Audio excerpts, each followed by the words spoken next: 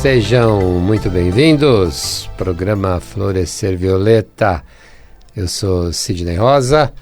Para você que já me conhece, já sabe que eu tenho o meu canal no YouTube e esse programa você pode assistir lá depois, assistir, ouvir, porque ele está sendo gravado aqui e daqui a pouquinho vai estar no meu canal.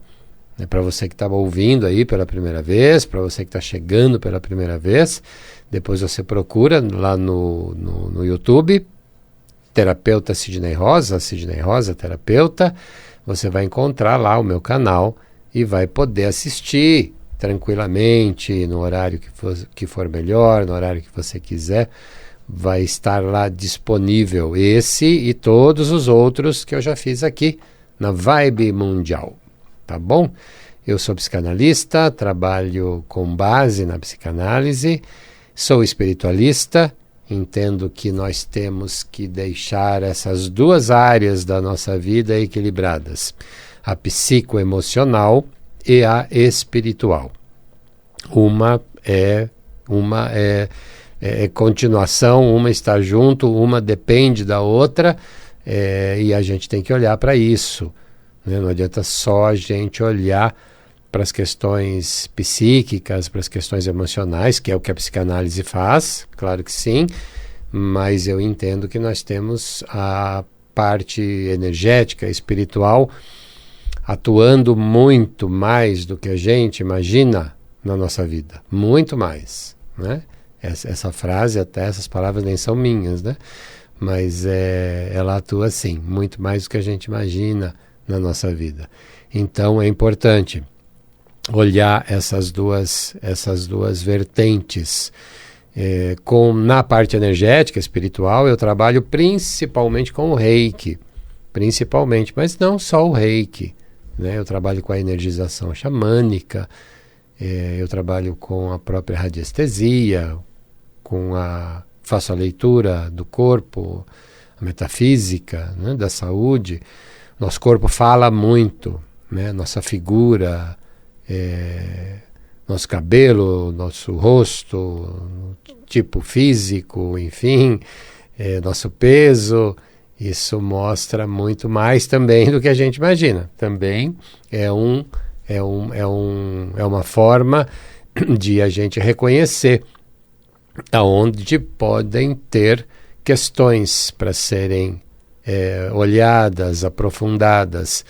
E aí, fundamentalmente, no meu entendimento, a psicanálise vai fazer um trabalho fantástico, porque a psicanálise, ela aprofunda todo esse entendimento, né? A psicanálise entende que nós temos um inconsciente e nesse inconsciente ficam gravadas a nossa história. A nossa história está gravada nesse inconsciente. Tudo que é um monte de coisa boa, tudo aquilo que é positivo está lá, mas está também, ou estão também, aquilo que é negativo, aquilo que de alguma maneira nós absorvemos como algo negativo, né? E eu quero falar hoje com você, principalmente sobre as fobias, né? Sobre as fobias, principalmente dos animais, não precisa ser só dos animais, né? Tem pessoas que têm fobias de várias outras coisas, mas é mais comum os animais, insetos principalmente, né? Então eu quero falar disso. E a psicanálise, no entendimento, né, da psicanálise, 80% do que nós somos foi construído lá na infância. 80% está construído na infância. 20% fica para a nossa fase adulta, para as coisas, para os eventos, para os traumas, para as coisas positivas que acontecem na nossa vida a partir da fase adulta, a partir dos 10 anos, ficam 20%, mas 80% está construído até os 10 anos. Né? Então, aquilo que a gente vivenciou, aquilo que foi vivenciado até os 10 anos, desde que a gente estava lá na barriga da nossa mãe, aquilo que ela vivenciou e de alguma maneira mandou para nós a informação, né? As mães fazem isso com os bebês, né? Então você que está se preparando para ser mãe, você que está aí grávida, você que já é mãe, que já é avó, é importante a gente saber que essas mães, elas informam para os seus bebês durante toda a gravidez, durante todo o processo da gravidez, principalmente a partir do 3º mês, elas vão informando para esse bebê aquilo que ela está sentindo, né? Então, algumas fobias, na psicanálise, as palavras nunca e sempre, a gente não usa, porque não dá para dizer que nunca será assim ou sempre será assim. Não, não é assim. Né? Podem ser, e aí na maior parte dos casos, sim. Mas eu pelo menos, eu não afirmo que sempre será ou nunca será. Então, na maior parte das vezes, poderá já ter... Sempre a mãe vai informar. Algumas vezes, a fobia poderá estar relacionada já no período gestacional. A mãe pode, de alguma maneira, mandar a informação e esse bebê já começar a desenvolver a fobia. Vai terminar esse processo, vai se apresentar o processo da fobia, possivelmente na fase adulta. Mas já na fase infantil começam a aparecer, sim, os primeiros sinais, né? É que na fase infantil, a gente percebe alguns medos, né, de algumas crianças, e a gente entende, né, porque é criança, então a criança tem medo, e a gente já vai, já socorre, já pega no colo, né? Então, para a gente é algo natural uma criança ter medo de bicho, de inseto, mas aí ela vai continuando a ter esse medo na adolescência e na fase adulta. E aí vira uma fobia, né? E aí vira uma fobia, pode virar uma fobia, né? Mas começa lá na infância, né? Começa lá. E novamente, não precisa ser necessariamente de bicho, de insetos, aves, enfim, mas é na maior parte das vezes.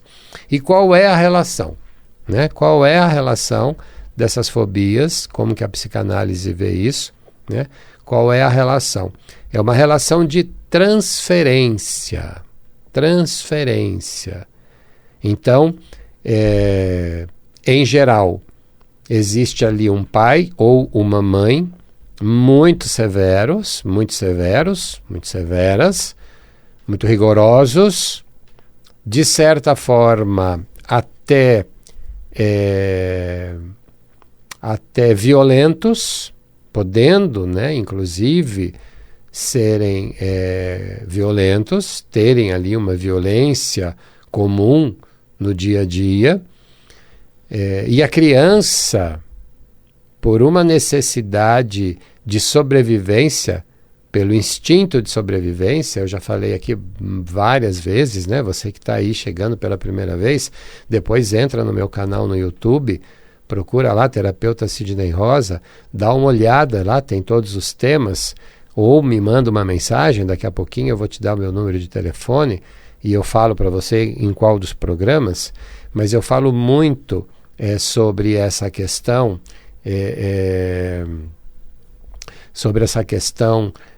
de quanto na fase infantil, nós carregamos para a fase adulta as nossas questões, né? O quanto nós, na fase infantil, sofremos a influência desses adultos, da sociedade em geral, né? Então, a criança, e eu falo do instinto de sobrevivência, né? O instinto de sobrevivência é algo natural da criança, do ser humano. O ser humano traz, invariavelmente, o instinto de sobrevivência. Ele precisa sobreviver, ele precisa estar vivo, ele sabe da importância de manter a vida, e todo mundo quer manter a vida. Então, a gente aprende que uma das formas de manter essa sobrevivência é respeitando os pais. Porque a gente depende desses pais, dos pais das pessoas adultas que tomaram conta, que eram quem tomavam conta de nós, às vezes avós, tios, irmãos mais velhos, irmãs mais velhas, esses adultos que fizeram essa importante parte na minha fase de desenvolvimento, da minha fase infantil, eles são as pessoas que eu entendo que eu devo o maior respeito e que eu preciso deles para sobreviver.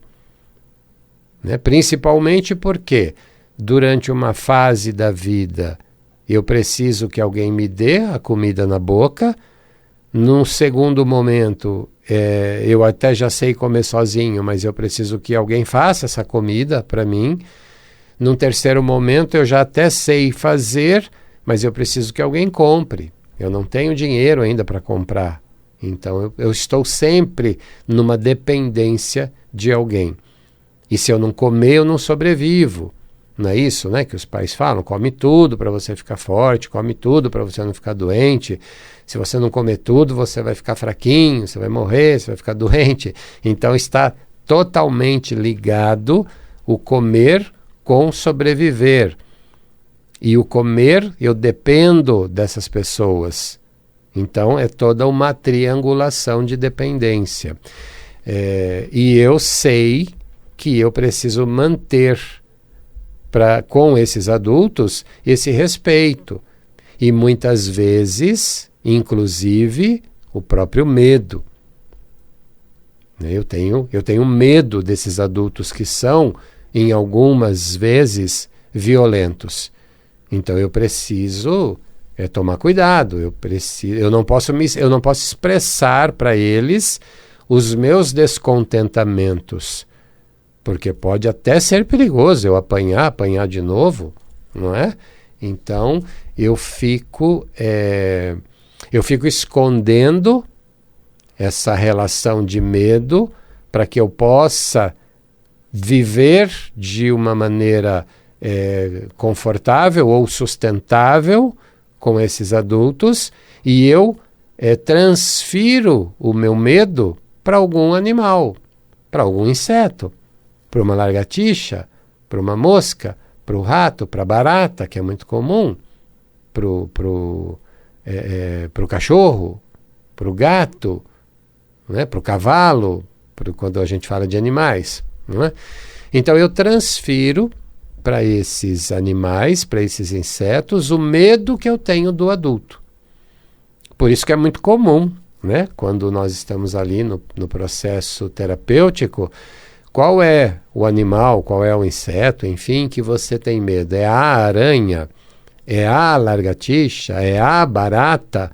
É feminino, não é? A barata, a lagartixa. Então tem uma relação direta com a figura feminina, possivelmente da sua mãe. Possivelmente da sua mãe, ou da sua avó, ou daquela pessoa que você dependia, daquela pessoa que cuidava de você, e que, de certa maneira, você tinha aí todos os teus receios. E que, como criança, você não podia expressar. Então, você transfere. Ah, não, era o gato, era o cachorro, o rato, o cavalo. Então, está relacionado com o masculino, e aí a relação é com o pai, ou com o homem, ou com algum homem, com algum adulto masculino. Então a gente já em sabendo de quem é a fobia, se é feminino ou masculino, a gente já faz a ligação. A gente já relaciona da onde vem, né? Da onde vem. Então, e no processo terapêutico a gente vai entender qual é esse caminho. Por que tanto medo? Por que tanta fobia? Por que tanto desespero? Né? Então, qual é a relação lá com esse adulto lá atrás? Né? O que é que foi transferido para esse animal? Vamos chamar de animal. Né? Para esse animal. Né? Por que foi transferido? Para você que tem fobias, não só de animal, mas também transferiu para o trânsito, transferiu para o elevador, transferiu para o avião. Né? Qual é a sua fobia? É uma transferência. É sempre uma transferência. E aí você veja se é masculino ou feminino. É possível você fazer essas identificações a partir dessa nossa conversa aqui? Claro que sim.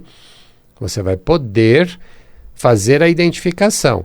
Quanto você vai poder sozinho, sozinha, terapeutizar isso? É possível também? É, claro que sim. Mas você vai ter que vencer a imagem de perfeição, o imago, que é essa pessoa, que é principalmente o pai e a mãe, que para a criança são imagens de perfeição. Como é que eu desconstruo isso? O processo é esse, é um processo de desconstrução da figura do pai, da figura da mãe, de super-heróis, de perfeitos. Eles não são. Uma boa notícia para você, uma boa ou uma má notícia. Eles não são perfeitos, se eles ainda estão encarnados, ainda estão vivos. Eles não são perfeitos, eles nunca foram perfeitos e eles nunca serão perfeitos.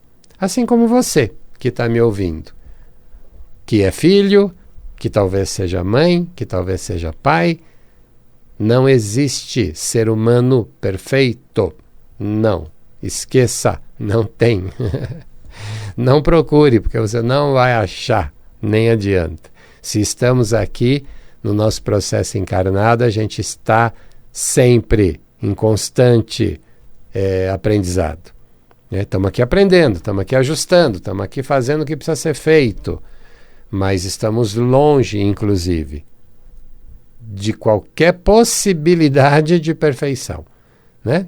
Estamos aqui tentando, estamos andando, estamos aqui nos nossos processos de entendimento. E quanto mais cedo você entender que a sua mãe não é Mulher Maravilha, que ela não é santa, nunca foi, viu? Nunca foi. Por mais religiosa que ela tivesse sido, por mais religiosa que ela seja, né, por mais alguém que vai na igreja sempre e está sempre incentivando você a ir também, ela não é santa, não. E nem seu pai é super-herói. Imbatível, invencível, não é. Esqueça essas figuras. Né? Esqueça essas figuras porque elas não são. Na visão da criança são ímagos, são imagens de perfeição, mas não são perfeitos. E nós precisamos desconstruir essa perfeição desses pais, essa santidade dessas mães, né? Esse super-heroísmo, esse super-herói que a gente muitas vezes coloca aí o nosso pai. Eles não são, nunca foram e nunca serão. E você também nunca será, né? Ninguém. E aí quando a gente entende isso, quando a gente começa a perceber que é possível e é importante, é fundamental e é obrigatório desconstruí-los, a gente começa a respirar melhor. A gente tira um peso enorme, né, de cima da gente. De cima deles e de cima da gente. Deles, problema deles. Né? A gente precisa tirar de cima de nós. A gente tem que olhar para a gente. Né? Eu preciso primeiro me curar. Eu preciso primeiro me livrar dos meus pesos. Né? Porque senão eu fico colocando peso nos outros. Né? Eu mesmo coloco, eu tento dividir. Estamos falando de transferência, eu tento transferir para o outro os meus pesos, né? Para ver se de repente me alivia. E além de não me aliviar, eu ainda excedo, eu ainda coloco um peso excessivo no outro. Então é fundamental que a gente consiga desconstruir. E as fobias, quando elas começam a ser entendidas, quando a gente começa a percorrer esse caminho emocional, a gente começa a entender de onde elas vêm. A gente começa a entender, começa a ficar muito claro de onde ela vem. Já está ficando claro para você aí, só de me ouvir, se você ainda não tinha, né, ouvido falar sobre isso, você já está aí fazendo as suas reflexões, eu tenho certeza. Né? No processo hipnótico, por exemplo, né, eu trabalho com a hipnose, no processo hipnótico é plenamente possível, numa sessão de 20 minutos, você entrar com uma fobia de qualquer inseto, barata, por exemplo, e sair sem essa fobia, absolutamente sem essa fobia. No processo hipnótico, se você permitir, se você se entregar ao relaxamento hipnótico, ao transe hipnótico, é plenamente possível. Eu não faço isso. Eu não trabalho assim. Porque não adianta eu apenas tirar a fobia e não caminhar por esse caminho emocional. Porque isso pode voltar, isso pode refletir, né? Isso pode ser transferido, deslocado, não é transferido, isso pode ser deslocado para uma outra coisa na sua vida. Você pode vir até desenvolver uma depressão, por exemplo, né? Porque a gente faz só apenas um deslocamento, né? Por isso que eu entendo, eu e muitos psicanalistas entendem, que também trabalham com hipnose, também entendem que a gente não deve apenas tratar a fobia, tem que percorrer parte, não precisa fazer uma terapia de 10 anos, de 5 anos, até porque na psicanálise nem chegam, as terapias nem são tão longas assim. A psicanálise, ela vem para diminuir esse tempo de análise, esse tempo que você passa em terapia. Diminui muito, né? A psicanálise, no entendimento desse inconsciente, a gente foca a sua questão e a gente trabalha em cima da sua questão, né? Então, por isso, se diminui muito o tempo de terapia com a psicanálise. Mas a gente vai percorrer o caminho emocional, né, da onde vem a fobia, para a gente poder entender, para que você entenda, para que você ressignifique isso, para que você elabore um novo pensamento sobre isso, e aí a gente entra com a hipnose para agilizar muito esse processo e retirar a fobia. Tá? Então é dessa maneira que as fobias se instalam. É sempre ali uma transferência do medo dos pais, do receio ou dos adultos que estiveram ali na minha formação e eu não posso confrontá-los, eu preciso manter uma boa relação com eles, então eu transfiro, por exemplo, para os animais, para os insetos, né? Ou para outras situações. Ok? Se você gostou desse tema, você liga para mim. Eu atendo na Zona Norte de São Paulo. Minha sala é em frente ao metrô Tucuruvi, muito facinho. Você sai do metrô, em 3 minutinhos você está na minha sala, está no meu espaço. Então o DDD é 11, né? São Paulo, metrô Tucuruvi, Zona Norte. DDD 11, o telefone 986706310. 11 986706310. Você me liga, você passa uma mensagem no WhatsApp, você grava um áudio, me manda e eu entro em contato com você. Ou no meu canal no YouTube, Terapeuta Sidney Rosa, ou no Facebook, ou no Instagram, é só você colocar lá, Sidney Rosa Terapeuta, você vai me encontrar e vai poder fazer um contato comigo, me mandar uma mensagem, fazer sua pergunta, agendar sua sessão e a gente vai poder se falar pessoalmente. Ou então, domingo que vem, 2 da manhã, aqui, novamente, na Vibe Mundial. Até lá!